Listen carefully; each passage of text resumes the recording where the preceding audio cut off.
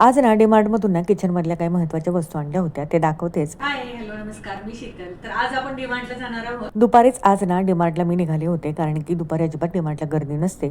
त्यामुळं ना आम्हाला ट्रॉलीही भेटली होती आणि डीमार्ट अगदी रिकामं होतं.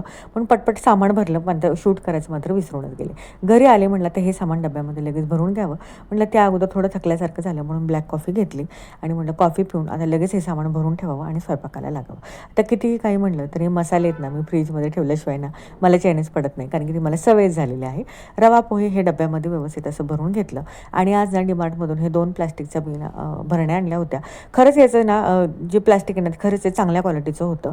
आता काचेच्या खूप आवडतात, पण ते रोज हाताळायचं म्हटलं की थोडं रिस्कीच आहे. त्याचबरोबर एक वायपर हे आणलं होतं आणि स्कॉच ब्राईटचं जे वाईप आहेत ना, नॅपकिन, तेही पहिल्यांदाच मी आणलं होतं. वापरल्यानंतर त्याचा रिव्ह्यू नक्कीच तुम्हाला शेअर करेल. दिवसाचा शेवट हा मस्त अशा हळदीच्या दुधाने केला. चला, व्हिडिओ आवडत असेल तर लाईक, शेअर, सबस्क्राईब. बाय.